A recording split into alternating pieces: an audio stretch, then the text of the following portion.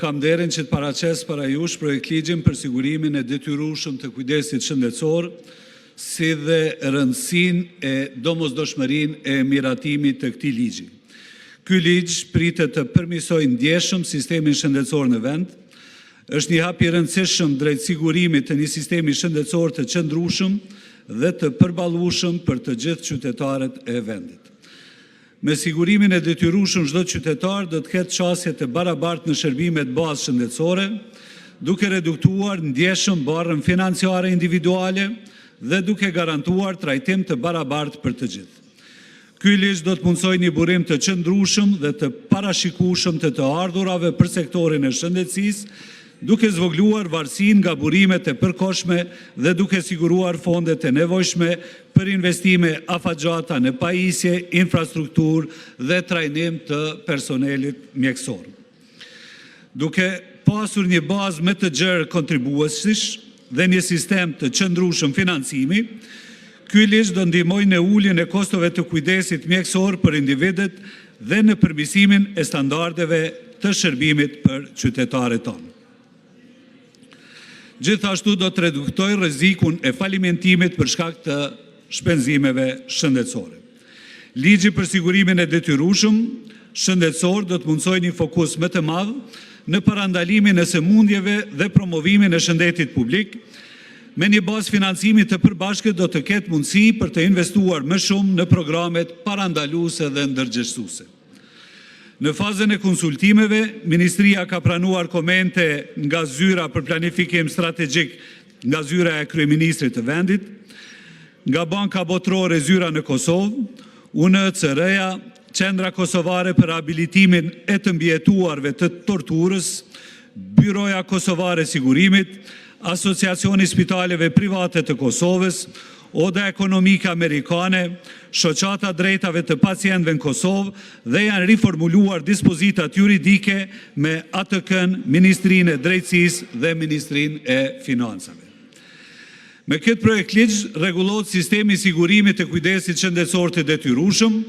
duke përfshirë parimet, funksionet, të drejtat e përgjegjësitë e palëve të përfshira, personat e siguruar, modalitetet e kontributit, pakoja përfitimeve që mbulohet nga sigurimi shëndetësor i detyrueshëm, marrëdhëniet kontraktuale me institucionet e kujdesit shëndetësor dhe barnatoret në lidhje me ofrimin, përdorimin dhe pagesën e shërbimeve shëndetësore dhe produkteve të dispenzuara. Me këtë ligj themelohet Fondi i sigurimit të detyrueshëm të kujdesit shëndetësor të Republikës Kosovës, përfshirë funksionimin, financimin e Fondit të sigurimit të detyrueshëm të kujdesit shëndetësor të Republikës së Kosovës. Ministria e Shëndetësisë synon të transformojë mekanizmin e financimit të sistemit shëndetësor në arritjen e mbulimit shëndetësor universal. Përkatësisht, Ministria e Shëndetësisë synon të përmirësojë shëndetin dhe mirëqenien e të gjithë njerëzve që jetojnë në Kosovë dhe të zvogëlojë varfrinë dhe pabarazinë e shkaktuar nga shpenzimet shëndetësore. Prezantimi i kontributeve për sigurim shëndetësor si një burim i ri financimit i kujdesit shëndetësor, i cili do të plotësojë pjesërisht mbi financimin aktual mbizotrues të bazuar në buxhetin e Republikës.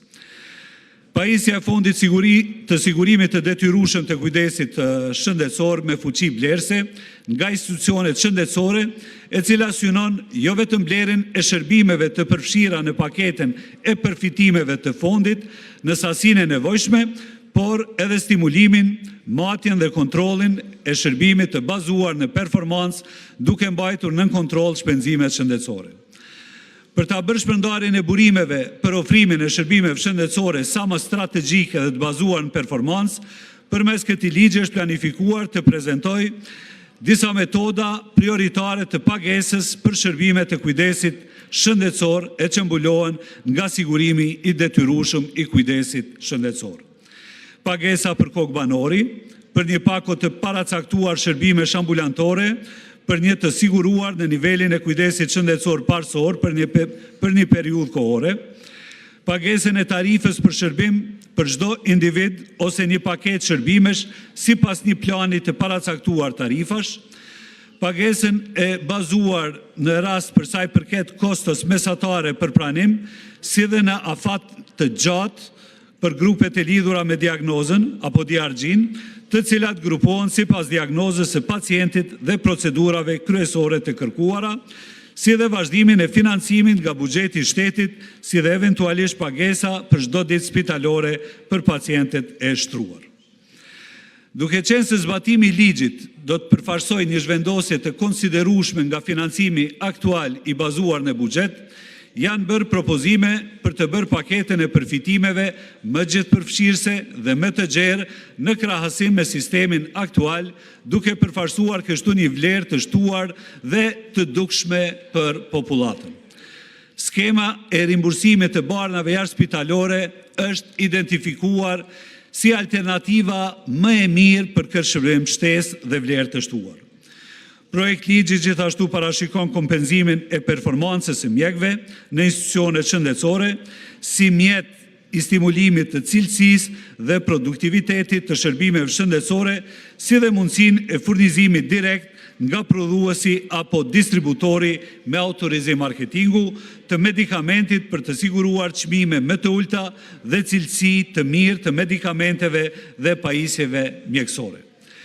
Projekt ligji për sigurimin e detyrueshëm të kujdesit shëndetësor synon sigurojë mbulim shëndetësor universal për gjithë popullatën. Sipas parimit të barazisë, nuk do të bëhet asnjë ndryshim për sa i përket vëllimit, cilësisë dhe përparësive të qasjes në përfitimet e kujdesit shëndetësor, ndërmjet të siguruarve aktiv apo vetë kontribues dhe personave që gëzojnë mbulim si antar të varur të familjes ose kontributet e të cilve për sigurimin e shëndetësor do të paguen nga shteti. Qoftë si pjesëtar i një grupi që përjashtohet kategorikisht nga pagesa e kontributeve ose si person i identifikuar me një test të veçantë si në rrezik varfrie dhe vulnerabiliteti ekonomik i cili gjithashtu do të përjashtojë atë nga detyrimi për të paguar kontributet. Të nderuar qytetarë, të nderuar deputet të Parlamentit të Republikës, marr parasysh rëndësinë që ky ligj ka në mirëqenien dhe shëndetin e qytetarëve, ju ftoj që ta miratoni. Faleminderit shumë.